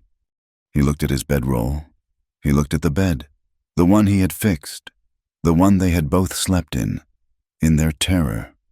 He did not move. He was afraid. He was terrified of this. Clara saw it. It was the same fear she had seen when she touched his hand. The fear of being vulnerable. She walked to the bed. She sat on the edge, her hands in her lap. She did not lie down. She did not take off her dress. She just sat, claiming the space. An invitation. He watched her. He saw the stain on her dress. He saw the courage it had taken for her to walk into that town. He saw the woman who had offered him a way to fight back. Slowly, as if moving a great weight, he picked up his bedroll. He walked to the bed. He did not put it on the floor. He laid it out on the straw tick, next to where she sat. He sat beside her. The straw rustled. They were side by side, not touching, staring at the fire. "Clara," he said, his voice a rasp. "What you did today, in town." "It was for the land," she repeated, almost defensively. "It was brave," he said. She looked at him. He was not looking at her. He was staring at his hands. "I am tired of being cold, Eli," she whispered. It was not about the weather. He turned his head. He looked at her, truly looked at her. He saw the bruises under her eyes. He saw the strength in the set of her mouth. He saw the woman who had faced him down with a rifle, who had tended his wounds, who had offered him her name. It was not necessity. It was not the law. It was want, a deep, aching human want to not be alone. He reached out, his hand hesitating, just as it had before. He touched her face, his thumb gently tracing the line of her jaw. She did not flinch. She leaned into his touch. He leaned in. He kissed her. It was not the desperate, bloody kiss of that first night. It was slow. It was hesitant. It was a question. She kissed him back. It was an answer. They lay down, two people still carrying the heavy weight of their pasts, two people still marked by bruises, seen and unseen. They did not rush. They moved slowly, carefully, as if handling something infinitely fragile and precious. They found solace in the warmth, a quiet, desperate, and daring act of feeling, a claim made not on a piece of paper or a plot of land, but on each other. The thin gray light of dawn was different. It no longer separated them. Eli woke with a start, his hand reaching for the coat before he was fully conscious, but the shape beside him was just Clara, her breathing low and even. They were tangled in the one set of blankets, her back pressed against his chest for warmth. It was a new world. The line was gone. When he rose to build the fire, he moved with a new quiet, a new purpose. He was no longer just stoking a stove to keep from freezing. He was warming a home. He was warming her. When she woke, she did not retreat to the far side of the room. She watched him, her eyes dark in the lantern light. She took the cup of coffee he offered, their fingers brushing. A simple, domestic act that felt more profound than the desperate passion of the night before. They did not speak of it. They spoke of the weather. They spoke of the dwindling flour sack. But their voices were different. The brittle edge was gone. They had been married 3 days. 3 days of this strange, fragile peace. They were a unit, a 2-person army waiting for the next shot. It came in the dead of night, in the deepest part of the cold. Eli was woken by the sound. It was not a human sound. It was the high, terrified scream of a horse. "Bess," he breathed. He was out of the bed in one motion, pulling on his boots, his gun belt already in his hand. "Eli, what is it?" Clara was sitting up, clutching the blanket. "Stay inside," he commanded. "Bar the door behind me." He did not wait for an answer. He ripped the bar from the door and plunged into the night. The cold hit him like a physical blow, but the air was not clean. It was thick with the gut-wrenching smell of kerosene, and it was bright. The small, rickety barn, it was little more than a lean-to against the trees where he kept the mare and their precious, dwindling stores, was a pillar of fire. The orange flames roared into the black sky, casting frantic, dancing shadows on the snow. Bess was trapped, screaming, her eyes white with terror, kicking at the burning post she was tethered to. "No!" Eli roared. He ran, not for the supplies, but for the horse. The heat was scorching, peeling the skin from his face. He pulled his knife, cutting the tether in one blind, desperate slash. He slapped the mare's rump, a hard, violent blow. "Go! Get!" The mare bolted, a streak of terror, disappearing into the dark woods. Only then did Eli turn to the fire. It was too late. The whole structure was engulfed. The hay he had spent weeks cutting and drying, the last sack of oats, his saddle, and, worst of all, the smoked venison, the meat that was meant to see them through the winter. It was all going up in a torrent of sparks. Clara was at the door, her face a pale mask of horror. "Eli! Get the bucket!" he yelled. "The water!" It was a fool's errand. It was like spitting on a furnace. He grabbed the snow bucket. She grabbed the water pot. And they ran, slipping and falling in the icy snow, throwing useless splashes of water against a wall of flame. He fought it with a desperate, primal rage, using a snow-laden branch to beat at the edges. But the kerosene had done its work. The fire was too hot, too fast. They lost. He stopped, his lungs burning, his hands raw. He stood, helpless, and watched it burn. He watched their winter, their survival, turn to black smoke and ash. It was Finch's answer to their marriage. They stood there until the roof collapsed. A final, whooshing explosion of sparks. Then there was only a bed of glowing, angry coals, hissing in the snow. The night was silent again, save for Eli's ragged breathing. "Go inside, Clara," he said. His voice was dead. "Your hands," she whispered. He looked down. He had not even noticed. They were red and blistering. "It does not matter. Go inside." She obeyed. He stood alone in the snow for another hour, watching the last embers die, the cold seeping back into his bones. He was not just cold, he was empty. He went back into the cabin at dawn. Clara was sitting at the table, her hands wrapped around an empty cup.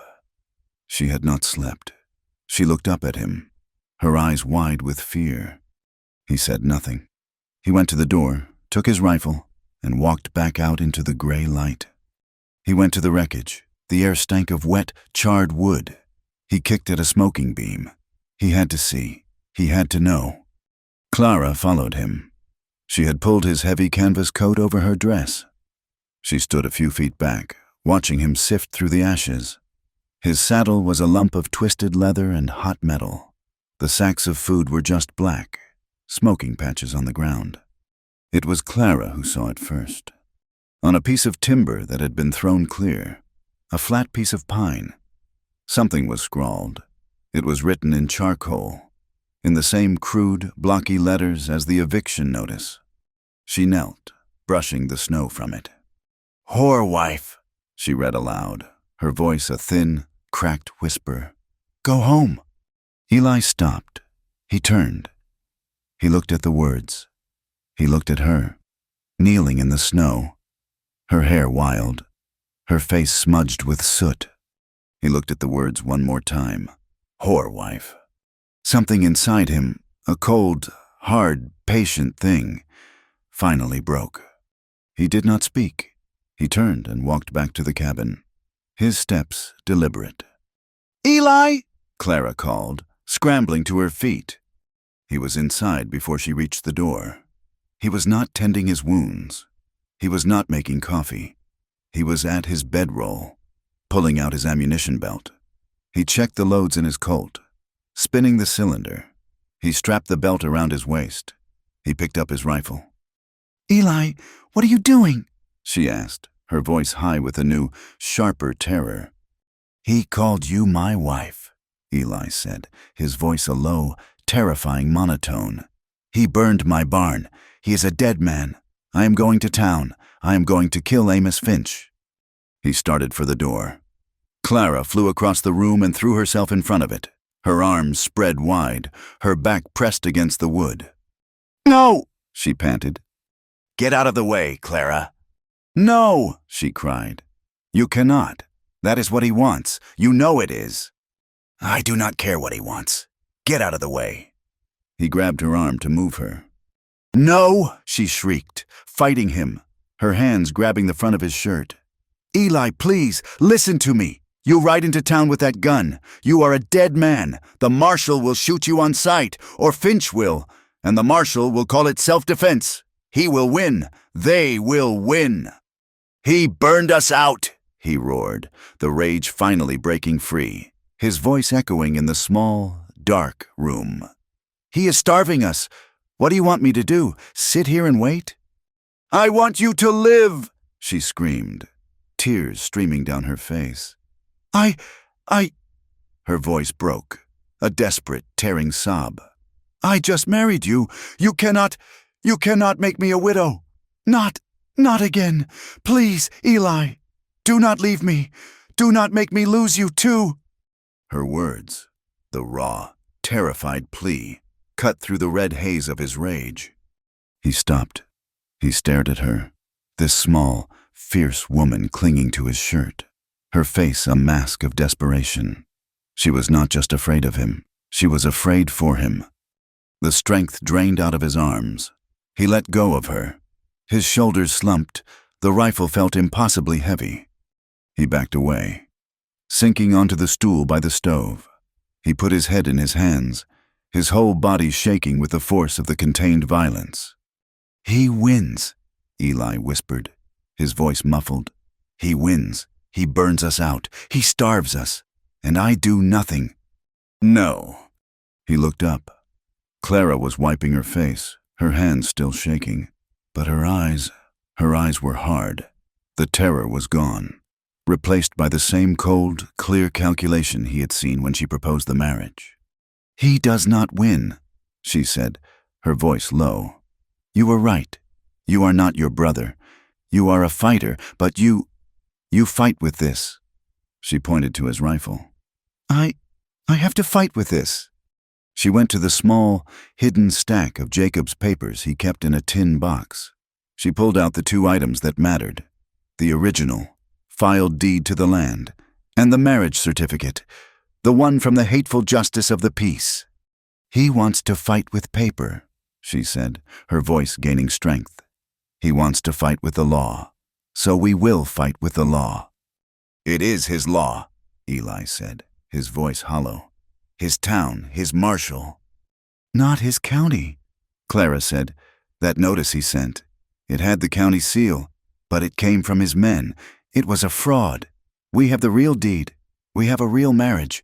And now—" She looked toward the smoldering ruin of the barn. "Now we have proof of what he will do." "What are you saying?" "I am saying we do not go to the marshal. We go to the county seat. We go to the territorial judge. We file a formal claim against Amos Finch for harassment, for destruction of property, for arson." He stared at her. "The county seat is 40 miles away. Through the snow, we have one horse. We have no food." "We have one horse," she corrected, "and I know how to ride." A cold dread settled over him, worse than the rage. "No, absolutely not." "You have to listen to me, Eli," she said, kneeling in front of him, forcing him to look at her. "You are right. We are starving. We have maybe a week of food left, if we are careful. We have to do this now. But you cannot go." "I am not hiding behind you," he snarled. "You are not hiding. You are protecting," she shot back.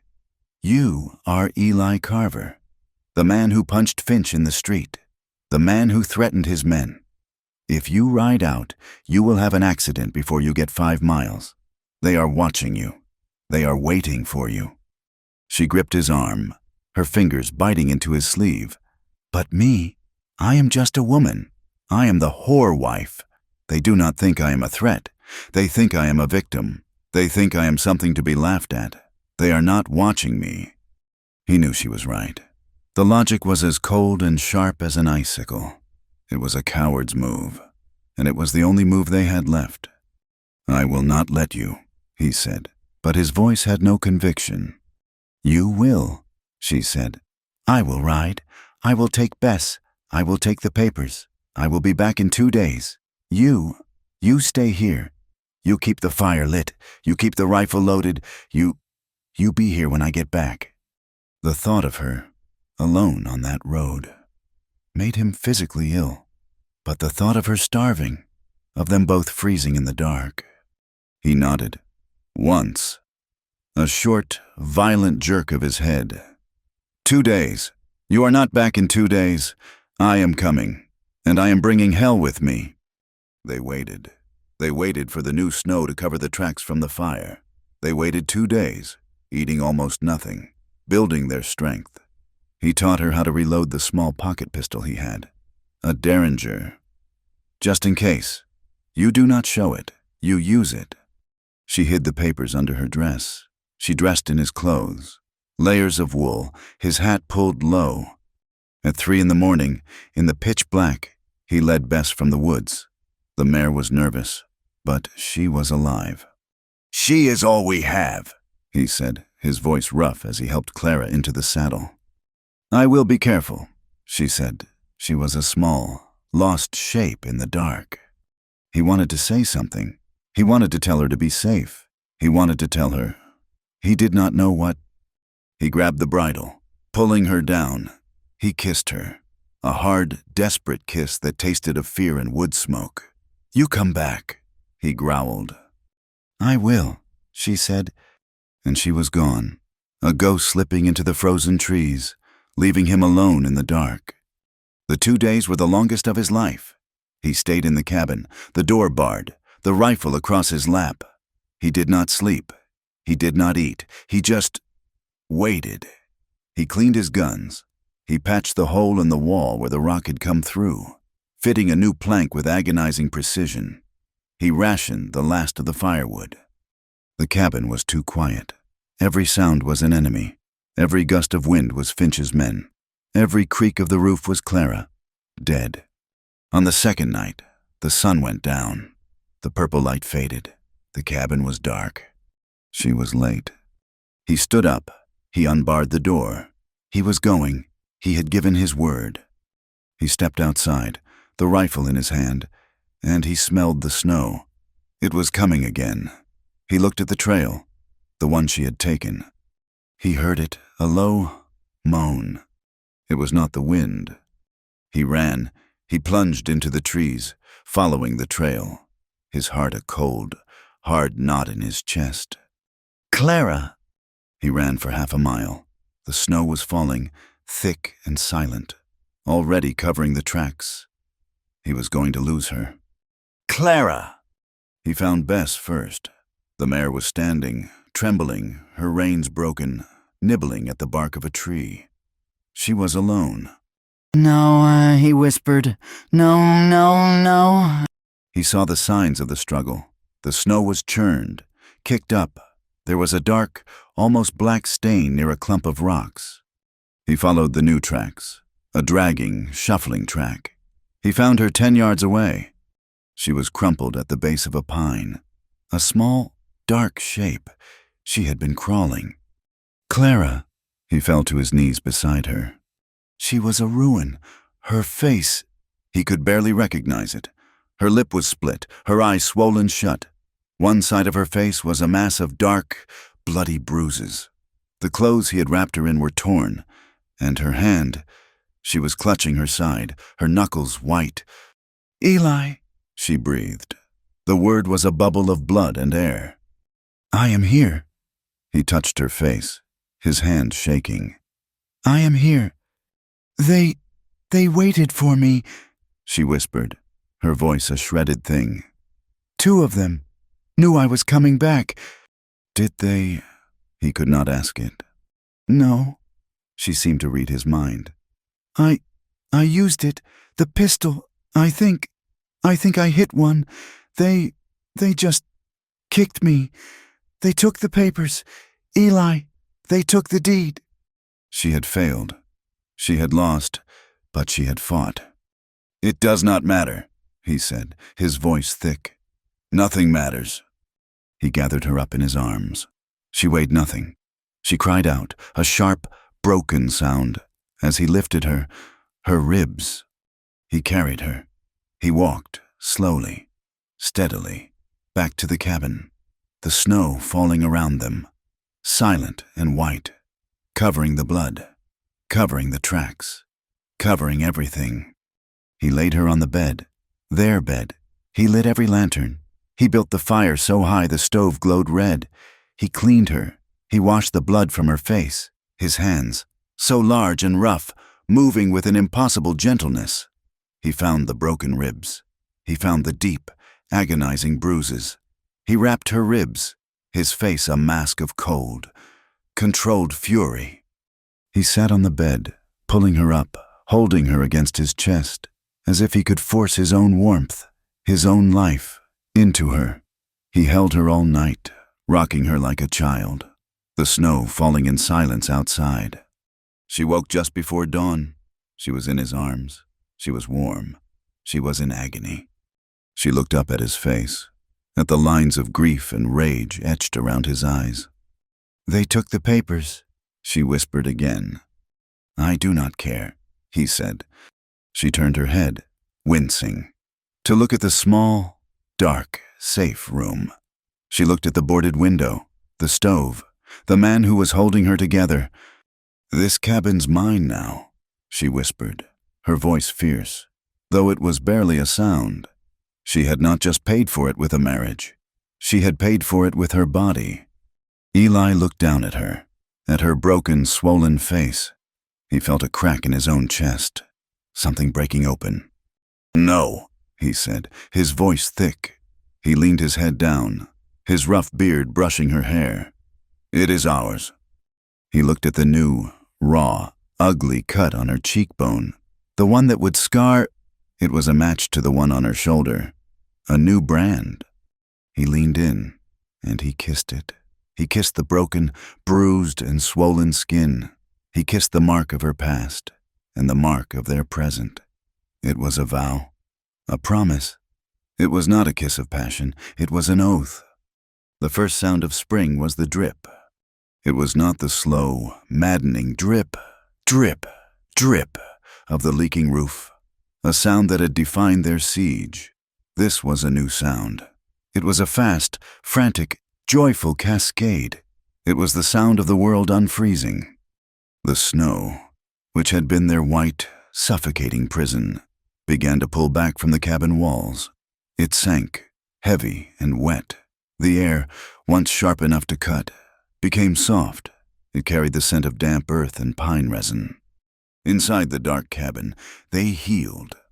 Clara's ribs mended with a dull, persistent ache. The bruises on her face faded, a slow, sickening rainbow of purple, to green, to a pale, sallow yellow. The cut on her cheek, The one from the ring of the man she had shot, scarred over, a thin, white line. It was a new mark, one she had earned in battle. Eli tended to her with a gruff, silent devotion. He had been a soldier. He knew wounds. He boiled snow for broth, lacing it with the last of the salt pork. He checked her rib bindings, his rough hands moving with a clinical, practiced touch that was almost gentle. He did not speak of the attack. He did not speak of the papers. He just kept her warm. He kept her alive. They had lost the deed. They had lost the food. But the thaw had brought the game back. Eli, his mended boots solid, his face a mask of grim determination, began to hunt again, and now he was successful. He brought back rabbits. He brought back a skinny doe. They ate. They regained their strength.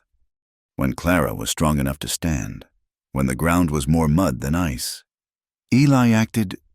He did not announce it. She woke one morning, and he was gone. Bess was gone. His rifle was gone. A cold panic seized her. He had left her, just as she had feared that first morning. He returned 2 days later. He was exhausted, caked in mud, but his eyes were clear. He had not gone to town. He had gone to the county seat, the one she had never reached. He had not gone with guns. He had gone with his story. He had walked into the territorial judge's office, a different man from the one who had first come to the mountains. He was not a drifter. He was a landowner, a husband. He told the judge everything. He told him about his brother, Jacob. He told him about Amos Finch's first visit. He told him about the traps, the rock, the burned barn, the note. He told him about the wedding. He told him, his voice flat and hard, about the ambush. He told him about his wife's face. The judge, a hard-bitten man who had seen too many land grabs, listened. Finch's mistake had been the man Clara shot. He had not died. He had crawled back to town, his legs shattered. He had told a story about a hunting accident. But when the county sheriff found him, the man confessed. He confessed to the ambush, to the fire, to everything. He named Amos Finch. The ruling came down a week later, delivered by a mounted deputy from the county. The original deed, Jacob's deed, was ruled valid. The marriage was legal. Eli Carver and his wife were the sole, recognized owners of the land. Amos Finch was fined, a heavy, punitive sum for arson, harassment, and conspiracy. It was a victory. It was a piece of paper. When Eli read it to her, Clara did not cry. She just nodded, a slow, solemn motion. "He will not like it," she said. "No," Eli agreed. "He will not." The fine, he knew, was just an insult. It was not justice. It was a temporary truce. The next day, Clara got dressed. She put on the gray calico dress, the one she had patched and washed until it was almost white. She put on her thin shawl. She took the small coin purse Eli had, the one that held the 2 silver dollars from the wedding. "I am going to town," she said. Eli's head snapped up. "I will come with you." "No," she said. Her voice was quiet, but it was not the voice he had first heard in this cabin. It was not frail. It was iron. "This is a thing I have to do, alone." He looked at her, at the new, pale scar on her cheek. He wanted to argue. He wanted to lock her in the cabin. He wanted to stand between her and the world. But he saw her eyes. She was not asking. He nodded. Once. "Take the derringer." "I will not need it," she said. She walked the miles to town. The earth was soft, the air warm. She saw the first green shoots of columbine in the rocks. The town had not changed. It was still a place of cold, judgmental eyes. She walked down the main street, her head high. She felt the stares. She heard the whispers stop, then start again. She did not look. She walked into the general store. It went silent. Mrs. Davies, the justice's wife, was there, by the fabric bolts. 2 other women, who had been at the saloon, stopped their chatter. The storekeeper froze, his hand in the cracker barrel. They all stared. They stared at her face. at the scar. Clara walked past them, to the counter. She did not look at the women. She did not acknowledge their presence. She looked at the storekeeper. "I need sugar," she said. Her voice was clear and steady in the silent room. "A pound, and a bag of beans." The storekeeper, his eyes wide, fumbled for the scoop. "Heard you had some trouble up there." "Mrs.," Davies said, her voice sharp, trying to regain control. "Heard that husband of yours." Clara turned. She did not move quickly. She turned her whole body and looked at the woman. She did not speak. She just held her gaze. Mrs. Davies, who had spit near her boots, who had whispered "harlot," looked at the woman standing in front of her. This was not the frightened, starving creature who had come in asking for a dead miner. This was not the shamed girl with the rotten apple on her dress. This was Mrs. Eli Carver, and she had a scar on her face that looked a lot like a victory. Mrs.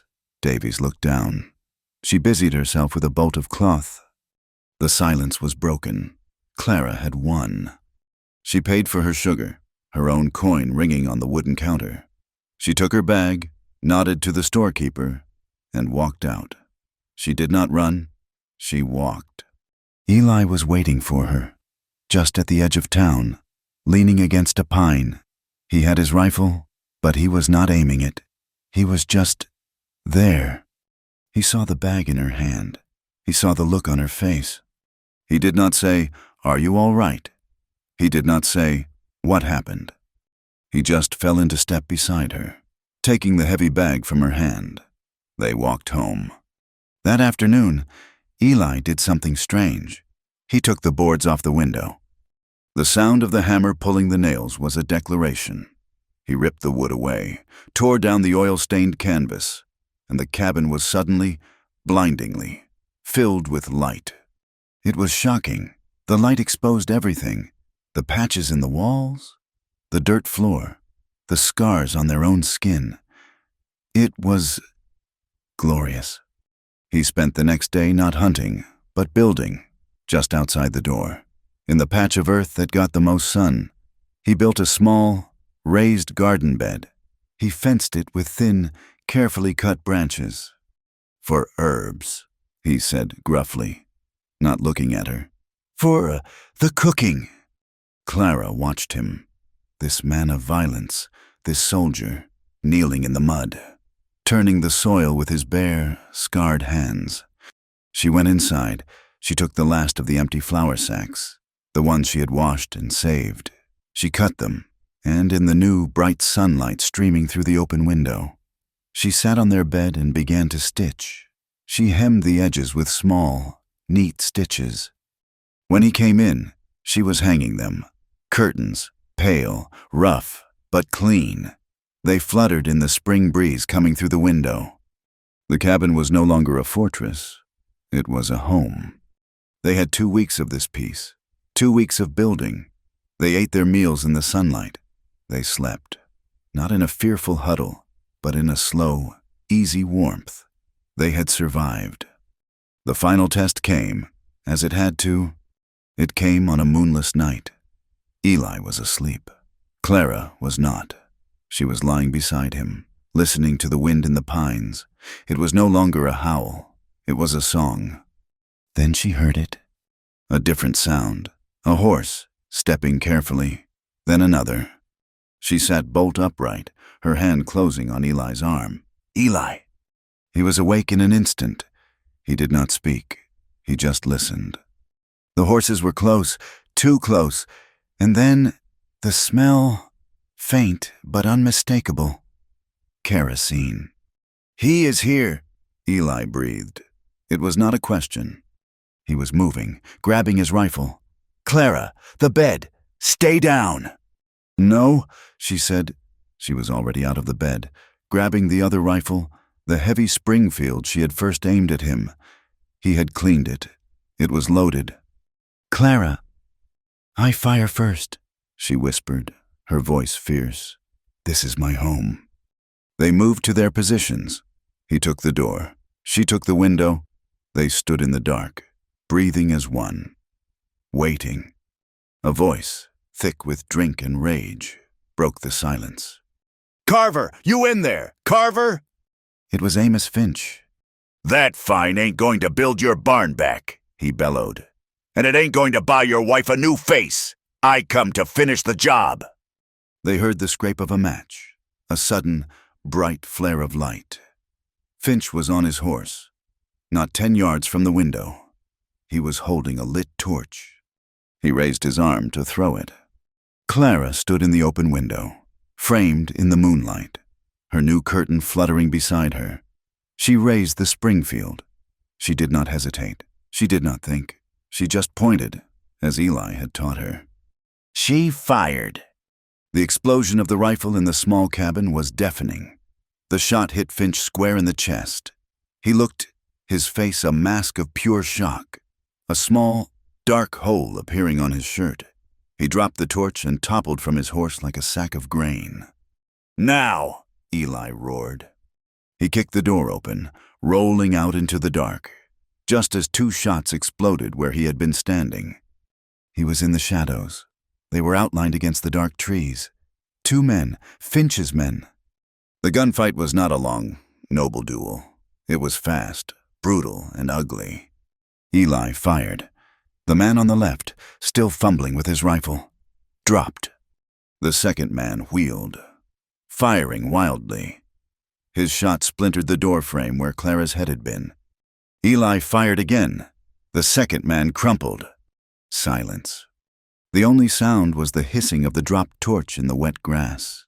The smoke, the smell of powder.